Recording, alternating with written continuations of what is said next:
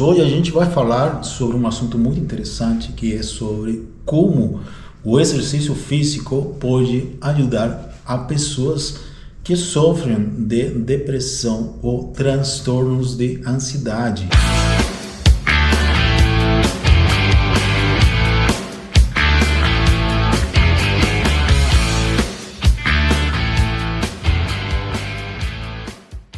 Vamos nos basear em um estudo publicado no British Journal of Sport Medicine, que avaliou mais de 1.000 ensaios clínicos randomizados, totalizando aí em torno de 128.000 pacientes. Olha que loucura, né? A gente vai tentar entender, né, como o exercício funciona para esses pacientes, qual que é a intensidade recomendada, quanto tempo, né, e para quem funciona melhor. Bom, 1 a cada 8 pessoas sofre de algum transtorno mental, sendo a depressão a principal causa de afastamento e a ansiedade o transtorno mais comum. A gente tem observado muito isso, né, no último tempo, né, principalmente com o aumento aí da tecnologia, né, as redes sociais, que acabam colocando as pessoas mais expostas, né, e principalmente a críticas, né? A crítica dos outros, né? Isso pode eventualmente gerar uma certa ansiedade, muitas das vezes frustração, né? Isso levará a quadros depressivos ou quadros de transtorno de ansiedade. Esse estudo mostra alguns dados que são realmente importantes, né? Por exemplo, em relação a gastos globais com saúde mental. Então, estima-se de um gasto anual em torno aí de 2,5 trilhões de dólares. Olha que loucura! É muito dinheiro gasto com saúde mental. E, inclusive, projeta-se um gasto anual daqui a 2030 em torno de 6 trilhões de dólares. É muito dinheiro mesmo. E isso envolve várias coisas, né? Tanto o gasto com consulta, não, psiquiatra, psicólogo, quanto o gasto com medicamento, né? A gente sabe que os medicamentos, alguns deles, são muito caros e nem sempre o sistema de saúde oferece essa possibilidade, né? Lembrando que a gente está falando de gastos globais, não só aqui no Brasil, gastos globais. Então tem muitos países, por exemplo, que os tratamentos em relação à saúde são particulares, né? Não tem tratamento, medicamento de graça igual a gente tem aqui no Brasil. Pensando nesse sentido, a gente sabe também que o exercício físico é uma forma de tentar reduzir um pouco, né, a administração desses medicamentos, tá? Reduzir um pouco o gasto em saúde pública. Porém, a gente sabe do exercício, que ele tem evidência, tem mostrado, vários estudos mostraram evidência científica do exercício nesse tipo de condição. No entanto, ele ainda é subutilizado como tratamento primário. Até mesmo porque o tratamento primário, tanto para depressão, ansiedade, é a medicação, e isso vai influenciar muito dependendo do grau da doença, né? Então imagina, paciente com uma depressão grave, vai ser muito mais difícil você conseguir aderir ao exercício como forma de tratamento nesse paciente, porque muitas das vezes o paciente ele só quer ficar deitado, né, não quer fazer nada. Então não é tão fácil assim a adesão de uma atividade física num paciente com transtorno depressivo, né? E isso também depende muito do histórico do paciente. Então, tem muitos pacientes que nunca fizeram exercício na vida. Então, também, nesse sentido, né, não vai ser da noite para o dia que você vai conseguir convencer esse paciente a realizar uma atividade física para melhorar os seus sintomas. Porém, o exercício físico ele traz benefícios importantes. E a gente vai tentar discutir quais são esses benefícios e como o exercício pode ajudar a pacientes que sofrem de depressão ou ansiedade.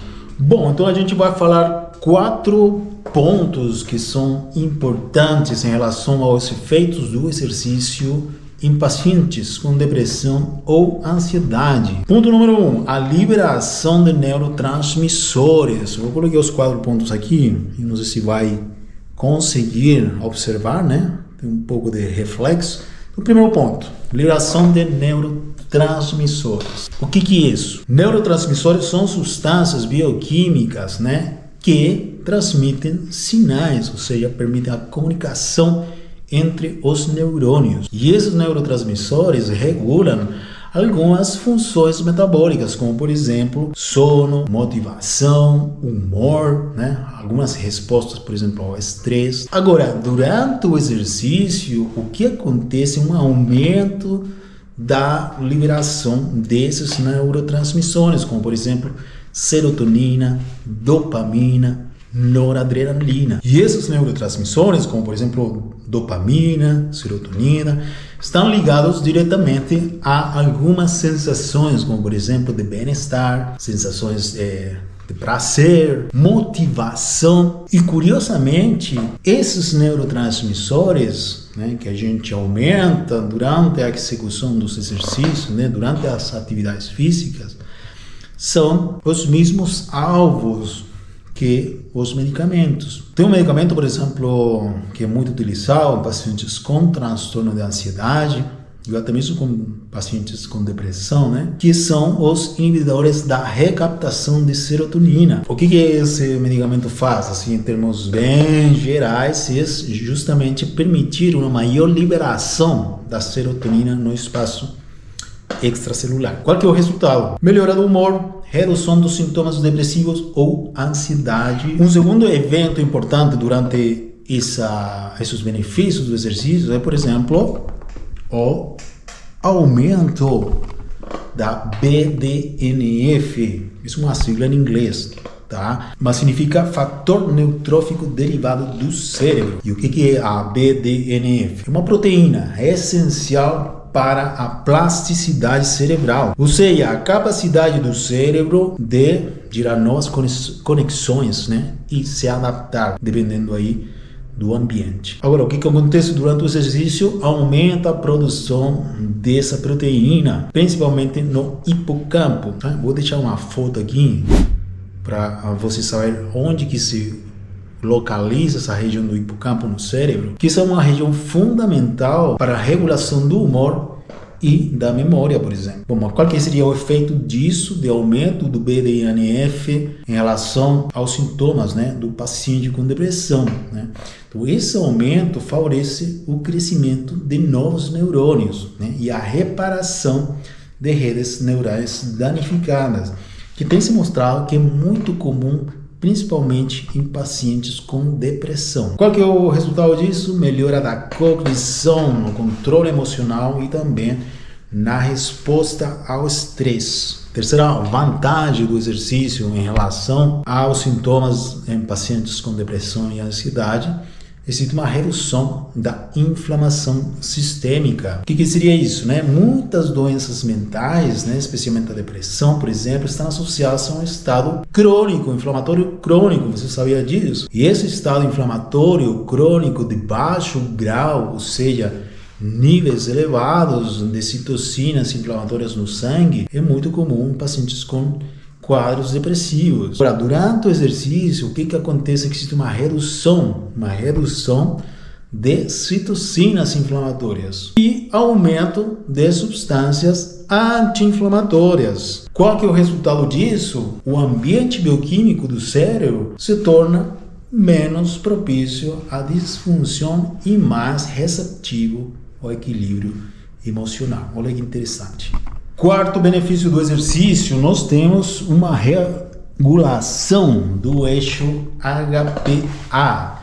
O que seria isso? O que é o eixo HPA? Isso, eixo hipotálamo hipófisis adrenal, que é um sistema de controle hormonal responsável por lidar com, por exemplo, o estresse. Ele regula a liberação de cortisol. Já ouviu falar do cortisol? Pois bem, o famoso hormônio do estresse. E o que acontece? Em pessoas com depressão ou ansiedade, esse eixo ele pode estar desregulado, né? Produzindo cortisol de forma excessiva, o que afeta, por exemplo, o sono, o apetite, o humor, né? A pessoa fica muito mais agressiva em alguns momentos, né? Durante o exercício, né? Com o tempo, durante a pessoa submetida a um programa de treinamento, os efeitos a longo prazo, o corpo aprende a modular melhor a resposta ao estresse. Com o tempo, existe uma redução, uma diminuição da reatividade do eixo HPA, ou seja, você desliga, né?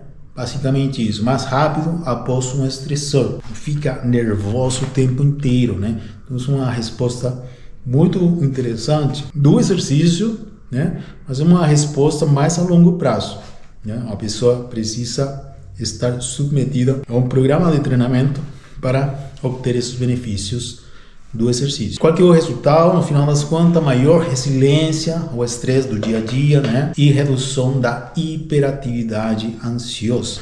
Bom, e por último temos alguns efeitos psicossociais complementares do exercício para pacientes com esse tipo de transtorno, né? Então, além dos efeitos biológicos que a gente citou, todas essas liberações de substâncias bioquímicas, né? O exercício também contribui para melhora, por exemplo, na autoestima, né? O paciente falar, eu consigo, né?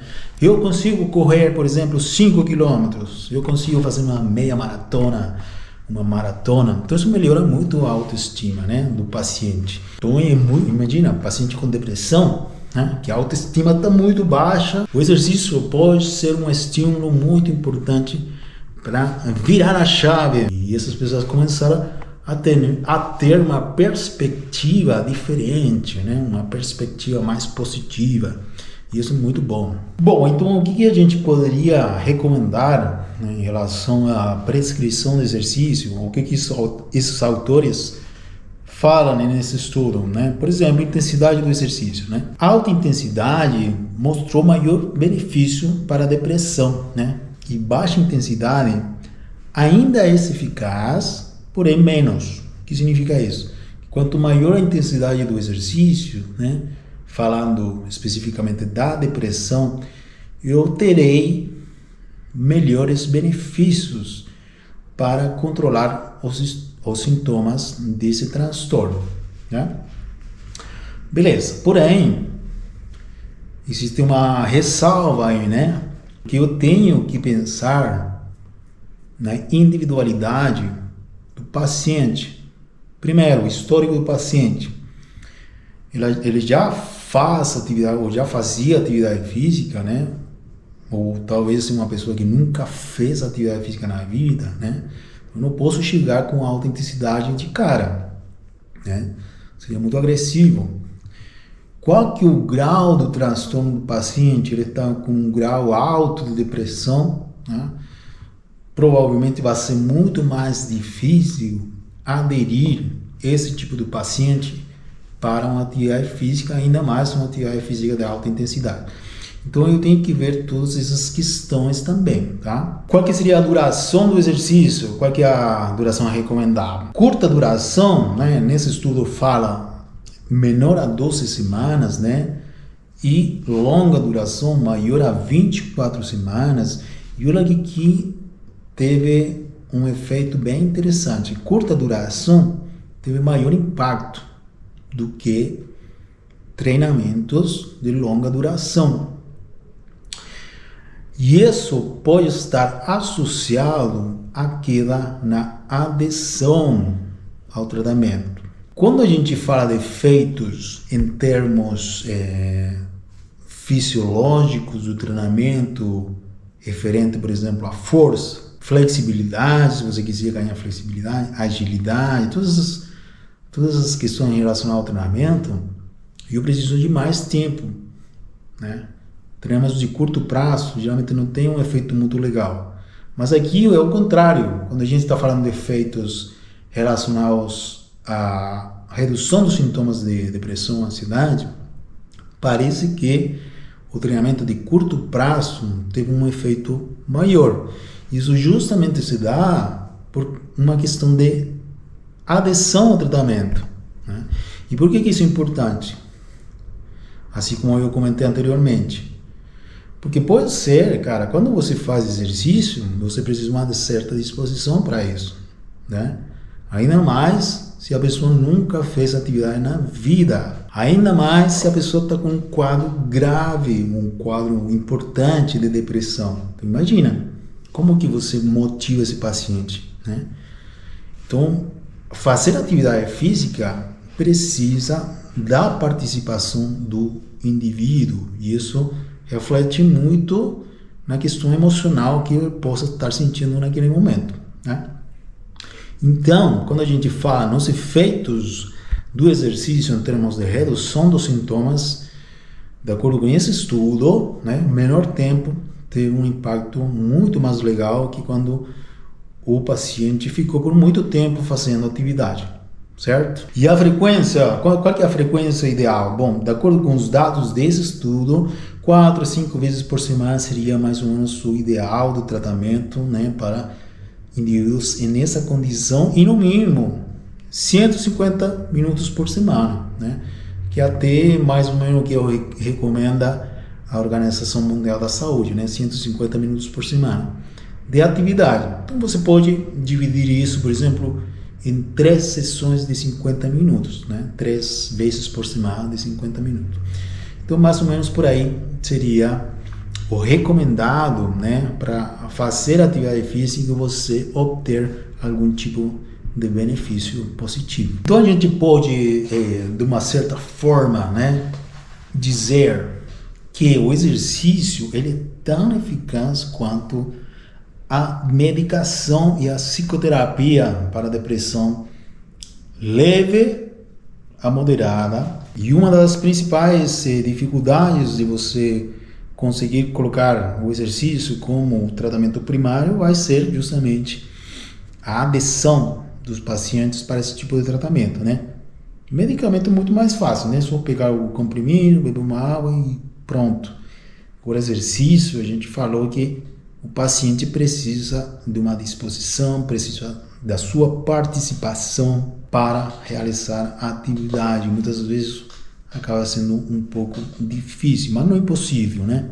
A gente consegue também, principalmente se for um quadro mais leve, né, moderado, a gente consegue, em uma boa, né, incluir esse exercício, né, motivar o paciente para que ele faça atividade física sem problemas. Então a gente pode concluir, né, pode falar com absoluta certeza que a ciência é clara, movimento cura, movimento ajuda, movimento fundamental para o tratamento nesse tipo de condição, e muitas vezes ajuda aos pacientes tentar reduzir, né, até mesmo eliminar a utilização de medicamentos, né, que geram custos altos para o paciente, para o sistema de saúde pública, e que também tem efeitos colaterais, coisa que o exercício não tem, né? Então é algo realmente muito interessante que precisa ser introduzido, né, nesse tipo de paciente como um tratamento inicialmente alternativo, né, mas que a longo prazo pode se tornar como a principal forma de tratamento, né, quando o paciente ele consegue abandonar, né, a medicação e ficar só com exercício, mudar seu estilo de vida, né, e isso trazer maior qualidade de vida para esse tipo de paciente. Então, mesmo que você nunca tenha feito atividade física, começar com um pouco já traz resultados, né? Já traz resultados, isso é importante, certo? Muito bem, se você gostou do vídeo, então deixa o like, se inscreva no canal, compartilha esse vídeo com alguém que talvez esteja passando por um quadro de depressão, de ansiedade, né? E essas informações possam ser úteis, né, para tentar dar o primeiro passo, né, para uma vida melhor, uma vida sem ficar preso em medicamentos.